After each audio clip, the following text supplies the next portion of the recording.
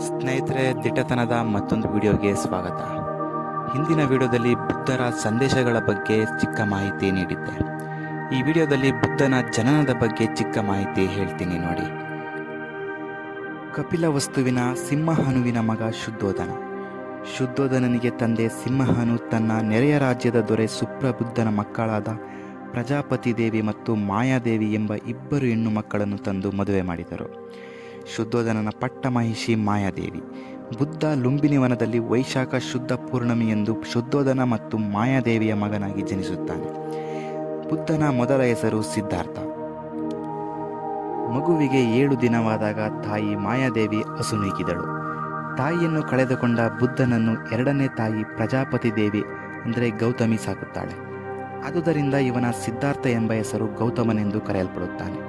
ಸಿದ್ಧಾರ್ಥ ಕ್ರಿಸ್ತಪೂರ್ವ 544ರಲ್ಲಿ, ಕ್ರಿಸ್ತಪೂರ್ವ 550ರಲ್ಲಿ, ಕ್ರಿಸ್ತಪೂರ್ವ 560ರಲ್ಲಿ ಜನಿಸಿದನೆಂದು ಭಿನ್ನಾಭಿಪ್ರಾಯಗಳಿವೆ. ಕ್ರಿಸ್ತಪೂರ್ವ 623ನೇ ವೈಶಾಖ ಮಾಸದ ಹುಣ್ಣಿಮೆಯ ದಿನ ಬುದ್ಧ ಜನಿಸಿದನೆಂದು ಸಂಶೋಧಕರು ಅಭಿಪ್ರಾಯಪಟ್ಟಿದ್ದಾರೆ. ಇದು ಗೌತಮ ಬುದ್ಧನ ಜನನದ ಬಗೆಗಿನ ಚಿಕ್ಕ ಮಾಹಿತಿ. ವಿಡಿಯೋ ಇಷ್ಟ ಆದರೆ ಲೈಕ್ ಮಾಡಿ, ಸಬ್ಸ್ಕ್ರೈಬ್ ಆಗೋದನ್ನು ಮರಿಬೇಡಿ.